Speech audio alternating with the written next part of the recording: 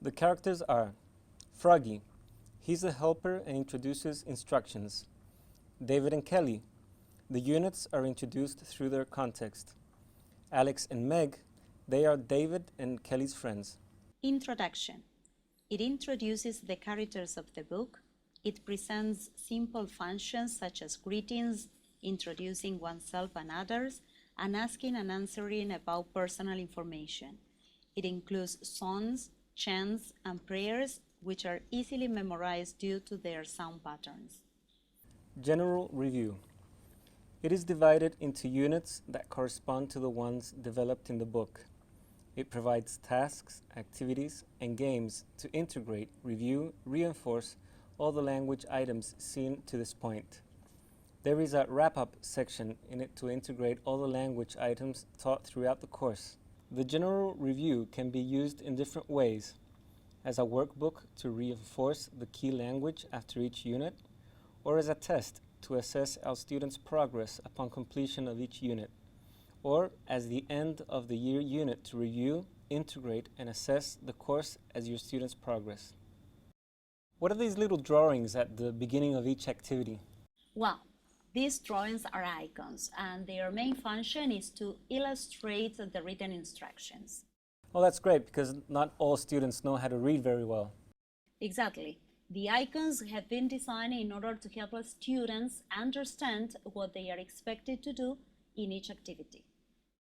Icons can be easily interpreted, and in this way they facilitate a students' autonomous learning. It is important that teachers help students understand instructions by the use of icons. This will be one of the first steps taken in the process of reading for a specific purpose. Now, how can icons be used? Well, the idea is that teachers print the icons flashcards and stick them on the board and teach students what each icon means.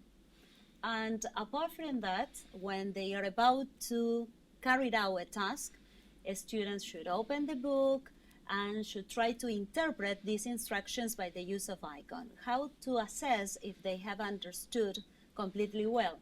Well, by asking a student to point to the flashcards that are stuck on the board, and you should place this flashcard below and to put them in the order they appear according to help the students follow the order that activity have to be carried out. Okay, now why don't we put this in a real situation? Yes. Now we are going to do an exercise. Let's open your books at page 9. Okay. So, what do you have to do here? Do you have to point? No. Okay, I'm gonna take this. And do you have to cut? Yes, you have to cut. And do you have to color? No, you don't have to color. Do you have to glue? Yes, excellent. We're going to work now. Unit organization. Each unit has been intended to be developed in 5 or 6 lessons. However, this will depend on many factors, such as the amount of hours in classes you have per week, or also on your students' progress. The units are topic-based. The 2 first pages present the topic, key vocabulary, and target language. Key vocabulary is emphasized by the use of stickers, chants, and songs. Christian values are introduced by simple prayers. Unit development. In each unit, there are warm-up activities suggested in the teacher's guide. The instructions are accompanied by icons to promote students' autonomy. Listening and speaking have a priority over reading and writing. Reading is introduced by recognition of common high-frequency words, association between word and picture. The emphasis in initial writing is to support and consolidate oral work. There are games, songs, chants, and prayers to foster learning. Activities are varied to cater for different learning styles, to promote the development of different intelligences, to generate different patterns of interaction and group dynamics, and to help develop social skills, self-acknowledgement, and different values. You once mentioned that each unit of the book includes a story time section. Could you explain what this is about? Yes, the story time section is included in each unit of the book, and we hope that this will be the favorite part in the book. Children love listening to stories, and in this occasion, the stories are about real characters, but mainly about Jesus, our Creator. As I mentioned before, the central theme is friendship, but this theme is developed in three branches: Jesus' friendship, ties of friendship, and friendship and service. Children love to hear stories about the Bible, especially those about their Creator. It's a great opportunity to relate faith to the language learning. It's important that the students enjoy this type of activities while learning a second language. In fact, it's scientifically proved that students learn better when they are relaxed or having a good time. In this case, as they enjoy listening to the stories, they acquire the language in a non-conscious way. Besides, the picture sequence helps the children to understand what the characters say, from scene to scene. There are so many ways in which teachers can exploit the stories. For instance, they can make the children to practice the language in an enjoyable way through dramatizations, role plays, repetition of phrases and sounds, which will help them with the pronunciation and intonation. Exactly, and don't forget that role plays and dramatizations are very useful, not only to practice the language, but also because students can feel identified with the characters and the part of the story, which make this class experience more memorable. And it's also important after each story that the teacher can ask the students what they have learned and how they can put these live lessons in practice. For instance, you can talk about different values like love, friendship, faith, and so on. Well, we think that stories are very helpful and inspiring for little second language learners, and we are sure that they'll create the context to acquire the language in a more enjoyable way. We hope that you and your students enjoy them. This is a story time. Look at the girl. ¿Alguno sabe alguna historia de la Biblia? Yo. ¿Cuál? El arca de Noé. ¿Cuál? El arca de Noé. No, una historia de la Biblia con las monedas. Que se perdió la moneda. Muy bien, esa. Look at this. What's this? Bag. What's this? Repeat after me. Bag. Excellent.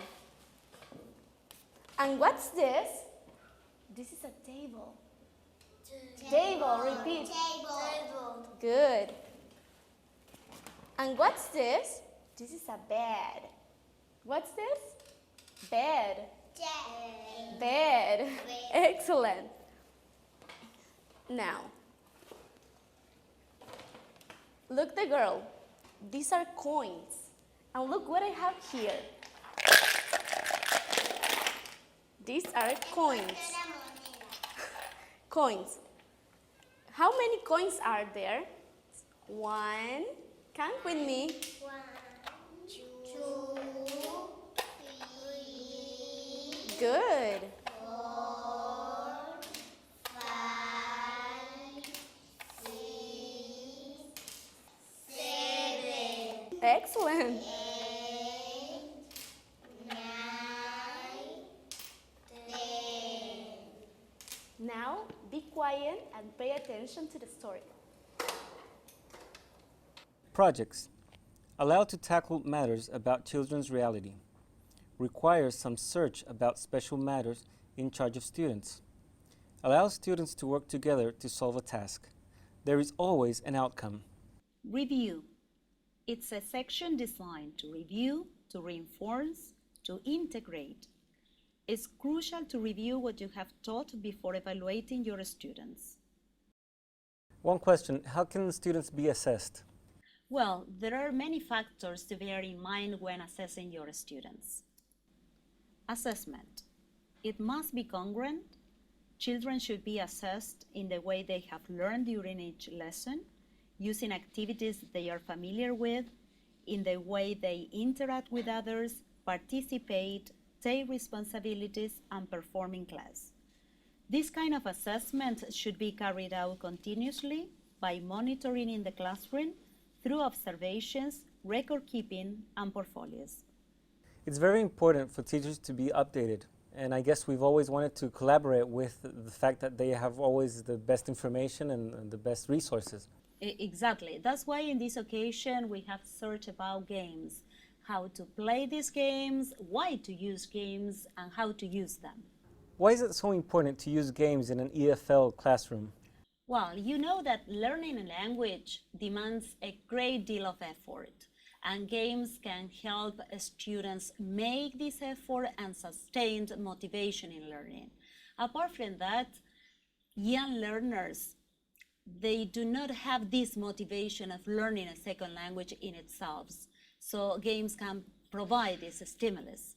Since games have a great educational value, add variation to the usual routine of the language class, are fun, motivating, and challenging, foster whole class participation, encouraging students to interact and communicate, so much so that even reluctant and shy students feel attracted to take part in games, create a meaningful context for language use, and promote communicative competence, provide language practice in the various skills, such as speaking, writing, listening, and reading, and needless to say that children like to play games.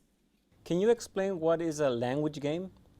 Well, language games differ from the other type of languages because they are task-based, opposites to free play.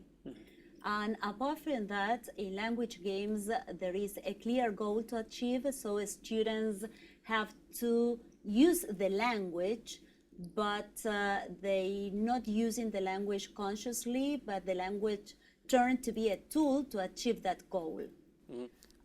Apart from that, there is a clear set of visible rules, and this rule must be very clear for students, and the goal has to be well designed too and be very well defined. You know that if these set of rules are not well established at the beginning of the game, this can lead to a student's disruptive behavior. In that context, when is it appropriate to use language games?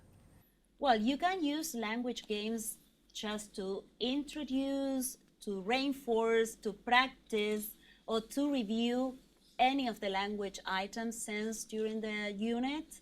They can be used, for example, to develop language skills in a more communicative way, to review grammar communicatively, and also to relax or energize a class.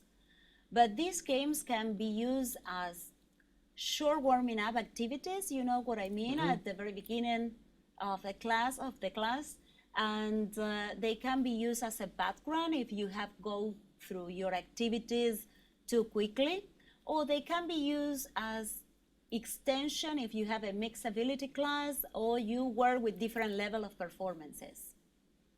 What should you do before playing a game? Well, it's very important that you double check that you have everything you need before playing the game. I mean the materials mainly. Another important thing is to check the classroom space if it fits the requirement of the game, and mainly to remember the rules of the game, of course. Could you give us some final tip or recommendation about games in the classroom? Well, certain things just to remember. For example, try a variation of the game and try to modify the game according to your needs and the requirement of the group, but above all, have fun playing them. Remember some tips. Organize an English corner with your students. Design an English bulletin board. Bear in mind to make a CD with your students in which all songs and chants are recorded. It's highly recommended to use the teacher's guide. It will help you to fully exploit each lesson. It will provide extra ideas. It's available online and it can be printed. Don't miss it. Best Friends 3 is coming soon. Well, this is the end of this presentation of Best Friends 2. Thank you for being with us during these minutes, and thank you, Silvina, for being with us today. Thank you very much. And we hope we really like this book and enjoy. See you soon. See you Bye. soon. Bye.